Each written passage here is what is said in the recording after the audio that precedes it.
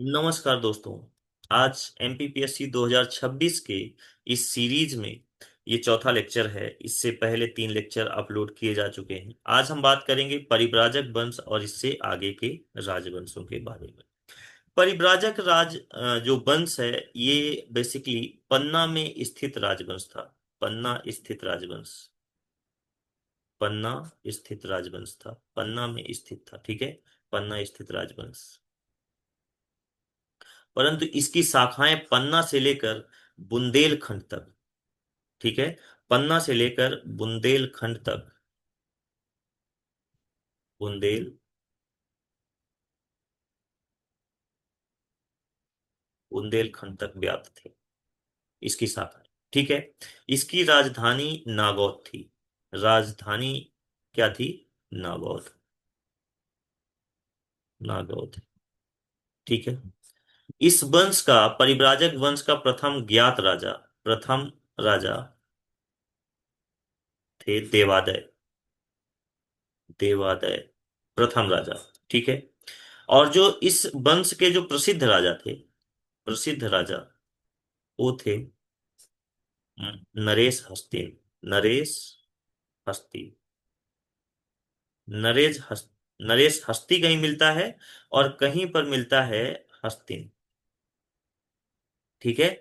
नरेश हस्तिन, इनका जो शासन होता है ये 475 एडी से लेकर 400 और 517 एडी तक, 517 एडी तक इनसे संबंधित कुछ लेख मिले हैं। जैसे कि एक मिला है खोह।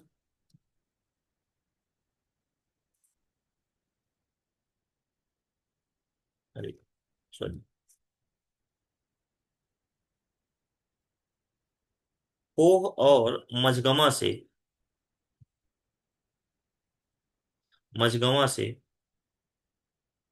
एक ताम्रपत्र मिला है। ताम्रपत्र मिला है। ताम्रपत्र मिला है जो किससे संबंधित है? महाराजा हस्ती से। किससे संबंधित है ये? हस्ती से, ठीक है। महाराजा हस्ती से संबंधित है। कौन सा लेख? खोह और मझगवां ताम्रपत्र, ठीक है। इसमें एक बैतूल से लेख मिला है, ठीक है। बैतूल से एक लेख मिला है। इस लेख में इसकी वंशावली दी गई। वंशावली दी गई, ठीक है। वंशावली दी गई है। महाराजा हस्ती का पुत्र है। हस्ती का पुत्र संक्षोभ, ठीक है। संक्षोभ। संक्षोभ संक्षोभ राज्य करता है 518 से लेकर 528 ईस्वी तक, ठीक है। और इसका जो क्षेत्र होता है, जिस क्षेत्र में राज करता है, वो था डाभाल, जो कि जबलपुर का प्राचीन नाम। जबलपुर। तो डाभाल जबलपुर से 18 गढ़ों, इसके आसपास के 18 18 गढ़ों पे ये राज्य करता है। फटाफट एक बार इसको रिकैप कर लेते हैं। परिव्राजक वंश पन्ना स्थित ये राजवंश है। बुंदेलखंड तक इसका शासन व्याप्त रहता था। नागौद इसकी राजधानी थी। प्रथम राजा देवादय। और जो इस वंश का प्रसिद्ध राजा हुआ नरेश हस्ती या हस्तिन, जो कि 475 एडी से 517 एडी तक इसका राज्य था, ठीक है। इससे संबंधित खोह और मझगमा से ताम्रपत्र लेख मिले हैं, ठीक है।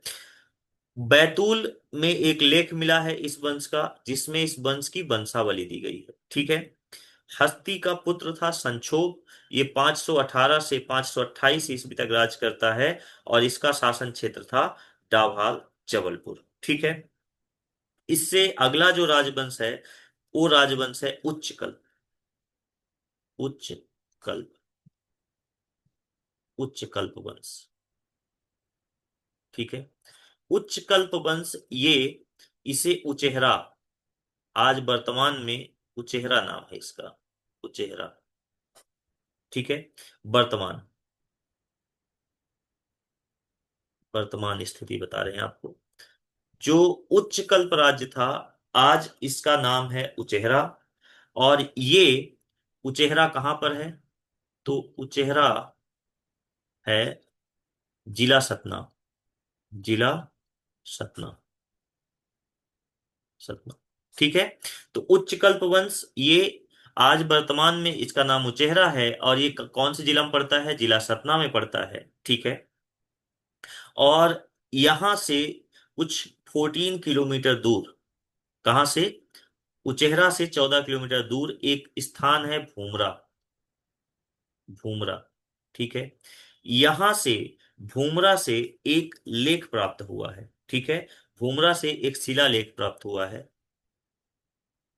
शिलालेख प्राप्त हुआ है, जिसमें ये जो शिलालेख है, जो अभी हमने बात किया था, परिव्राजक वंश, परिव्राजक वंश और उच्चकल्प की ये सीमा है। इस भूमराज से जो शिलालेख मिला है, यहाँ उच्चकल्प और परिव्राजक वंश की सीमा है। मतलब उच्चकल्प और परिव्राजक वंश ये आजू बाजू के दो राजवंश थे। ठीक है। जिसकी सीमा कौन निर्धारित करता था? भूमरा का शिलालेख। ये जो शिलालेख मिला है, ये सीमा निर्धारित करता था किसकी? एक साइड में था उच्चकल्प, उच्चकल्प, और एक साइड में था, दूसरे साइड में था परिव्राजक, परिव्राजक वंश। ठीक है।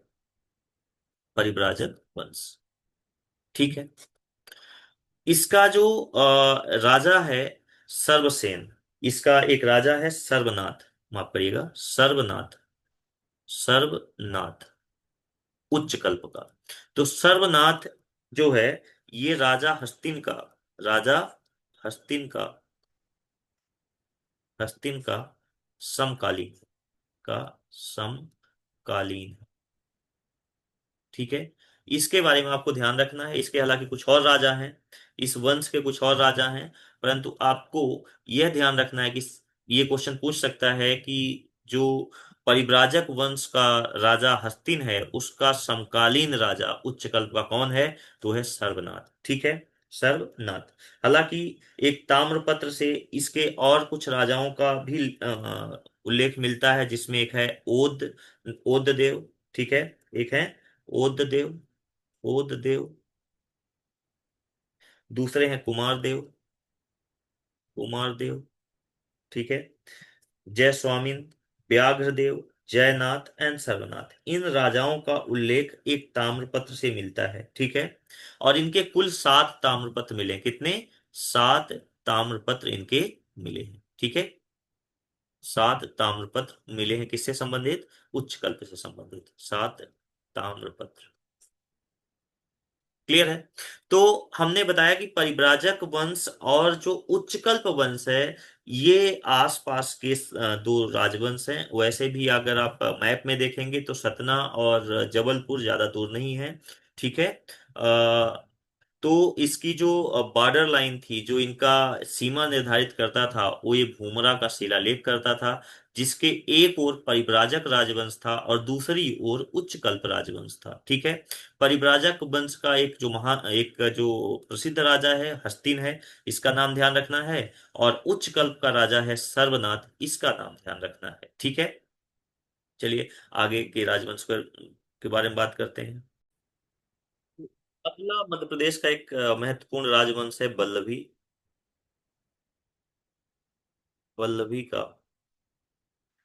मैत्रक वंश। वल्लभी का मैत्रक वंश। मैत्रक वंश। ठीक है।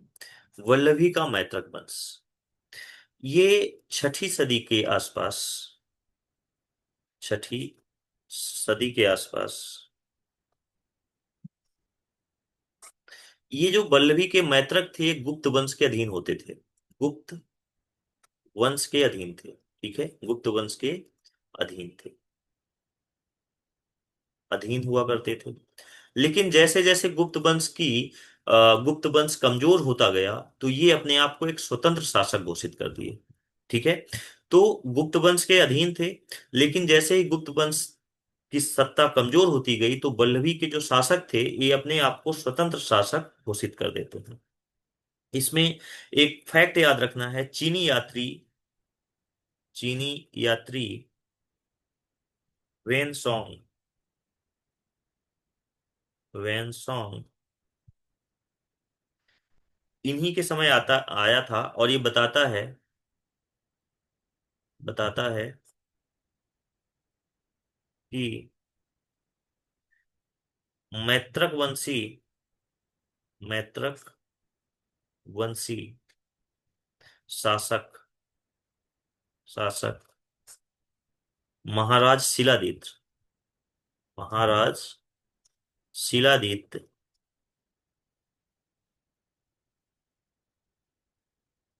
प्रथम यहाँ पर राज कर रहे थे। प्रथम, जिनका एक नाम धर्मादित्य भी था। ठीक है, धर्मादित्य पल्लवी में राज कर रहे थे। ठीक है, पल्लवी में राज कर रहे थे रहे थे।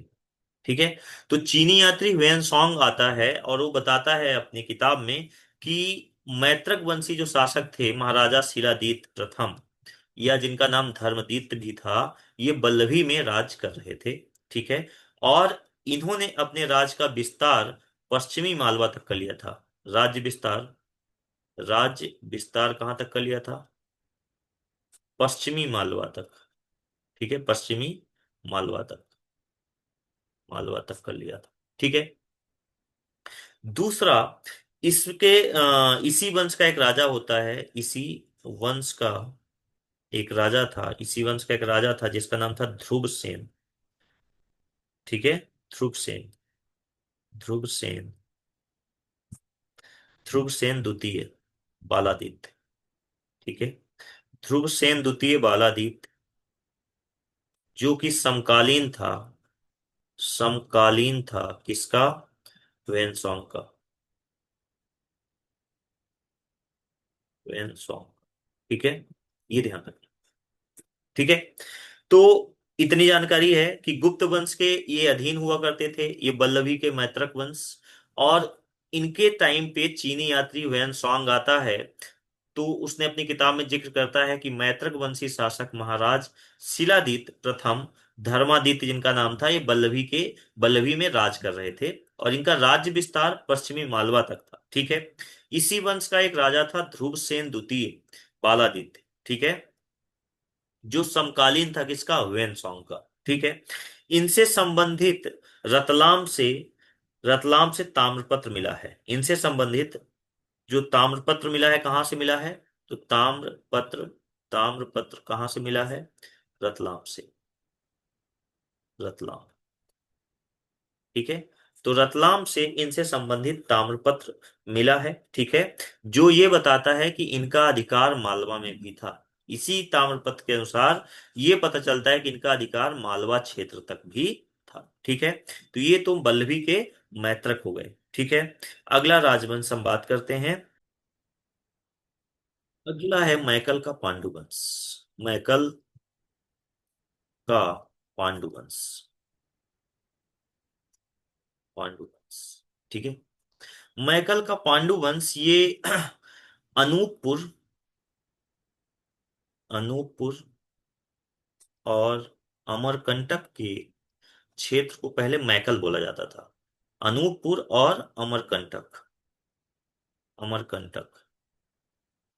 का प्राचीन क्षेत्र इसको बोला जाता था। दोनों को मिला के इसके आसपास के क्षेत्र को मैकल बोला जाता था। ठीक है, तो मैकल कहाँ था? अनूपपुर और अमरकंटक के बीच इसके आसपास के क्षेत्र को मैकल कहा जाता था। और मैकल के पांडु वंश की जो जानकारी मिलती है, इसी वंश का एक राजा होता है नागबल। ठीक है, तो नागबल का एक लेख मिलता है। नागबल।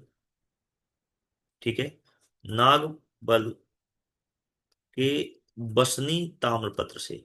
ठीक है, बसनी ताम्रपत्र ताम्रपत्र।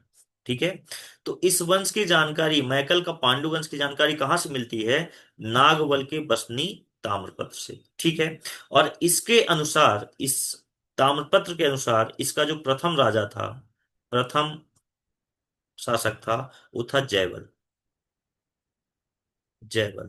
ठीक है, जयबल के बाद होता है वत्सराज। इसका पुत्र था वत्सराज। वत्सराज और वत्सराज का पुत्र हुआ नागबल, जिसका लेख मिला कहां से, बसनी से। ठीक है, नागबल, नागबल। ठीक है, नागबल। माना जाता है कि जयबल और वत्सराज ये गुप्त के अधीन थे। ठीक है, गुप्त वंश के अधीन थे ये, गुप्त वंश के अधीन थे। लेकिन जैसे जैसे गुप्त वंश कमजोर पड़ा, तो इसके आने वाले शासकों ने अपने आप को स्वतंत्र शासक घोषित कर दिया। ठीक है, ये क्या थे, स्वतंत्र शासक थे। ठीक है, नागबल स्वतंत्र शासक था, और जो इस वंश का अंतिम शासक था वो था भरतबल। ठीक है, भरतबल। तो एक दो चीजें इससे याद रखना है कि मैकल का पांडुवंश ये आज वर्तमान में कहाँ पड़ता है, ते अनूपपुर और अमरकंटक के आसपास के क्षेत्र को हम मैकल कहते थे। ठीक है, और इसी वंश का एक राजा था नागबल, नागबल। इसका एक ताम्रपत्र बसनी से मिला है, और इसी ताम्रपत्र से मैकल के पांडुओं की जानकारी मिलती है। ठीक है, और इस ताम्रपत्र के अनुसार इनका जो प्रथम राजा था वो था जयबल, और जयबल का पुत्र था वत्सराज, और वत्सराज का पुत्र था नागबल। अंतिम राजा था भरतबल। ठीक है, पहले के राजा गुप्त के अधीन थे, और बाद में ये अपने आप को स्वतंत्र घोषित कर लेते हैं। ठीक है, अगला जो राजवंश है वो बहुत महत्वपूर्ण राजवंश है। ठीक है, वो है पुष्यभूत या वर्धन वंश, वर्धन वंश। ठीक है, वर्धन वंश, या इसे पुष्यभूति वंश भी कहते हैं, पुष्यभूति वंश। ठीक है, वर्धन वंश या पुष्यभूत वंश। ठीक है, वर्धन वंश या पुष्यभूति वंश ये 600 6 से 647 647 AD के आसपास रहता है। और इसके जो संस्थापक हैं, संस्थापक, तो संस्थापक हुए इसके वर्धन वंश के पुष्यभूति वर्धन, पुष्यभूति, पुष्यभूति। ठीक है, पुष्यभूत इसके संस्थापक थे। ठीक है, और इनकी जो राजधानी थी, राजधानी वो थी हरियाणा, थानेश्वर। ठीक है, थानेश्वर, हरियाणा। ठीक है, इसीलिए वर्धन वंश का एक नाम क्या है, पुष्यभूति वंश। तो कंफ्यूज नहीं होना है, पुष्यभूति वंश और वर्धन वंश दोनों एक ही है। क्योंकि पहला संस्थापक जो है इस वंश का पुष्यभूति थे, इसलिए पुष्यभूत के नाम पर भी ये इस वंश को जाना जाता है। ठीक है, इसके जो बाकी शासक हुए, और कई शासक हुए, लेकिन जो महत्वपूर्ण है हम सिर्फ उनकी बात करेंगे। तो इनमें एक शासक हुए प्रभाकर। ठीक है, प्रभाकर वर्धन, प्रभाकर वर्धन, प्रभाकर वर्धन। ठीक है, प्रभाकर वर्धन को इन एक उपाधि भी दी गई, जिसे कहा जाता था पूर्ण केसरी, पूर्ण केसरी। ठीक है, ये इनकी उपाधि थी, पूर्ण केसरी। ठीक है, प्रभाकर वर्धन के दो पुत्र और एक पुत्री हुई। पुत्र एक हुआ राज्यवर्धन, राज्यवर्धन, और एक पुत्र हुआ हर्षवर्धन। ठीक है, हर्षवर्धन। इसी यही हर्षवर्धन इस राज्यवंश का सबसे प्रसिद्ध राजा हुआ। ठीक है, राज्यवर्धन, हर्षवर्धन, और इसकी एक बेटी थी जिसका नाम था राजश्री, राजश्री। ठीक है, राजश्री। अब होता क्या है, थोड़ी एक छोटी सी कहानी बताता हूं कि धन जो है, प्रभाकर वर्धन के मृत्यु के पश्चात राज्यवर्धन राजा बनता है। ठीक है, राजा कौन बनता है, राज्यवर्धन, बड़ा पुत्र था, राज्यवर्धन राजा बनता है। ठीक है, और इसकी जो बहन है राजश्री, राजश्री, इसकी शादी होती है किसके साथ, गृह गृह वर्मन के साथ। ठीक है, गृह वर्मन के साथ, गृह वर्मन के साथ। गृह वर्मन कौन था, तो ये था मौखरी वंश का शासक, मौखरी वंश का शासक था, जिसकी राजधानी क्या थी, कन्नौज, जिसकी राजधानी थी कन्नौज। ठीक है, अभी कन्नौज में काफी डिस्कशन करेंगे।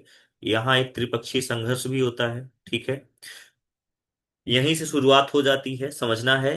तो प्रभाकर वर्धन के बाद उसका बड़ा पुत्र राज्यवर्धन राजा बनता है। क्या बनता है? राजा बनता है। ठीक है। कहाँ का?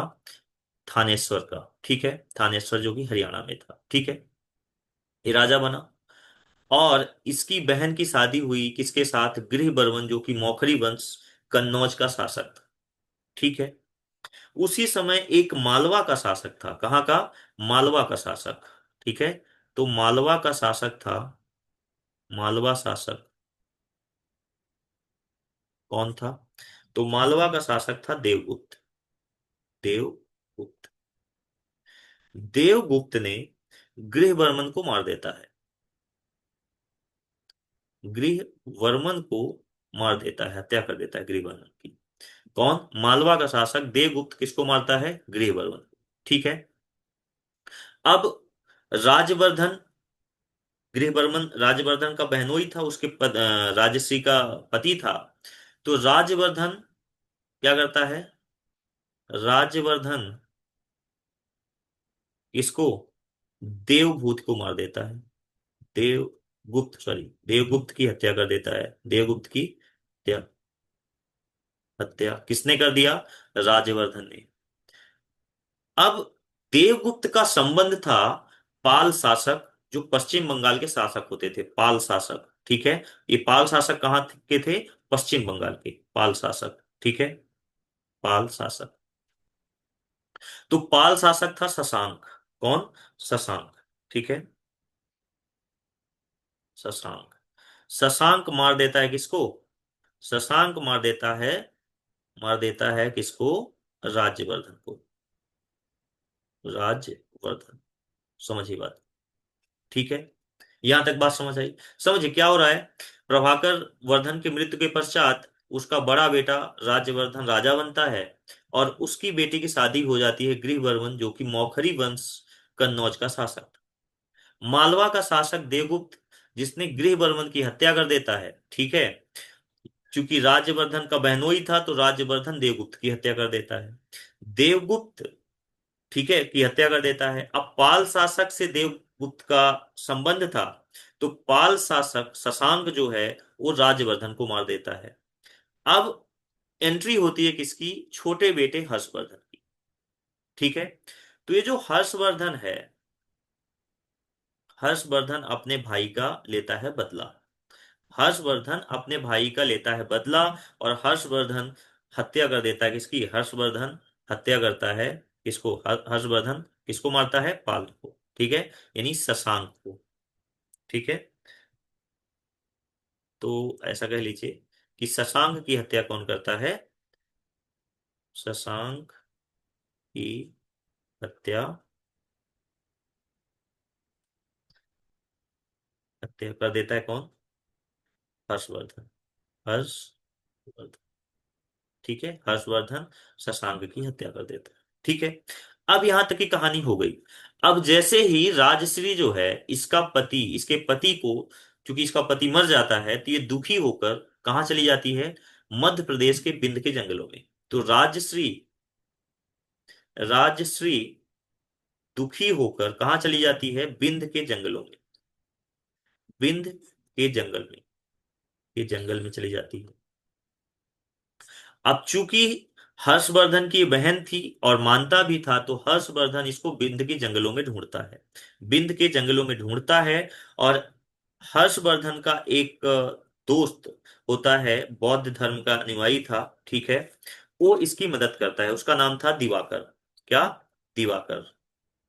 आप करिएगा, दिवाकर। ठीक है, दिवाकर। ये बौद्ध धर्म का अनुयायी था दिवाकर। और दिवाकर, ठीक है, दिवाकर की मदद से राजश्री मिल जाती है बिंद के जंगलों में। ठीक है। और जहां पर ये जाता है, उन बिंद के जंगलों में थोड़ा सा वही प्रभुत्व एरिया होता है किसका? हर्षवर्धन का। तो हर्षवर्धन मध्य प्रदेश के बहुत अंदर नहीं गया था, इसी क्षेत्र में जहां पर ये अपनी बहन को ढूंढने जाता है, और वहां से फिर चला जाता है। ठीक है। अब स्पेसिफिकली, अब हम स्पेसिफिक बात करेंगे हर्षवर्धन के बारे में, क्योंकि एक महत्वपूर्ण शासक है, ठीक है। तो इसने क्या किया, इसके बारे में थोड़ा सा बात करते हैं। थोड़ा बैक स्टोरी आपको वर्धन वंश या पुष्पभूति वंश की समझ आ गई है। तो अब हम बात करते हैं किसकी, हर्षवर्धन की। ठीक है, हर्षवर्धन की। ठीक है, हर्षवर्धन। हर्षवर्धन का राज 606 भी बताया था आपको, 647 एडी रहता है। ठीक है, ये एक तो हिंदू धर्म का अंतिम राजा था, हिंदू धर्म का अंतिम राजा था। हिंदू प्राचीन भारत में, प्राचीन भारत की बात कर रहा हूं, ठीक है। तो प्राचीन भारत में, प्राचीन भारत में, भारत में हिंदू धर्म का अंतिम शासक, हिंदू धर्म का अंतिम शासक, अंतिम शासक। क्लियर, पहली चीज। दूसरा, ये बौद्ध धर्म का अनुयायी था, बौद्ध धर्म का अनुयायी था, का अनुयायी था। ठीक है, इसी के समय ह्वेन सॉन्ग आया था, इसी के समय ह्वेन सॉन्ग, ह्वेन सॉन्ग, इसी के समय ह्वेन सॉन्ग भारत आया था। चीनी यात्री था, क्या था ये, चीनी यात्री था, चीनी यात्री था। ये भारत आया, ठीक है, भारत आया, ये भारत आया। ठीक है, बताया। और इसी ने हर्षवर्धन को बौद्ध धर्म अपनाना, बौद्ध धर्म के लिए प्रेरित किया था। वेन सॉन्ग ने ही हर्षवर्धन को बौद्ध धर्म के लिए प्रेरित किया था। ठीक है, इसने, हर्षवर्धन ने, जो राजधानी क्या होती थी पहले, इनकी राजधानी हरियाणा में थी। हर्षवर्धन ही राजधानी कहाँ ले जाता है, कन्नौज। तो इसकी राजधानी क्या थी, राजधानी कन्नौज थी, राजधानी इसकी क्या थी, कन्नौज, कन्नौज। ठीक है, हर्षवर्धन की राजधानी कन्नौज, यही थानेश्वर से कन्नौज अपनी राजधानी ले जाता है। ठीक है, बात करें इसके दरबारी की, तो इसके दरबार में कौन रहते थे। तो इसके जो दरबारी थे, एक तो थे वाणभट्ट, वाणभट्ट। ठीक है, वाणभट्ट। और इनकी एक पुस्तक थी, क्या, इनकी पुस्तकें क्या थी, तो इनकी पुस्तक थी, पहली थी हर्षचरित। तो हर्षचरित की रचना रचना किसने किया, हर्षचरित की रचना किसने किया, वाणभट्ट ने। दूसरी थी कादम्बरी, कादम्बरी। यहीं से ज्यादा क्वेश्चंस पूछे जाते हैं, ठीक है, कौन किसका बेटा है ये नहीं पूछा जाता। हर्षचरित, कादम्बरी और पार्वती रामायण, पार्वती रामायण।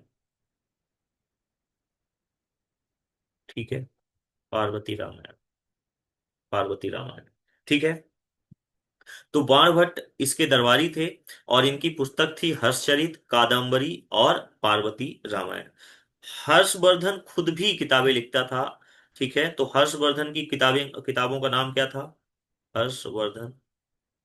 तो हर्षवर्धन की जो पुस्तकें थी उनमें से थी हर्षवर्धन की पुस्तक, तो कौन कौन सी थी, एक थी प्रियदर्शिका, प्रियदर्शिका, दर्शिका। दूसरी थी नागनंद, नागनद। ठीक है, तीसरी थी रत्नावली, रत्नावली।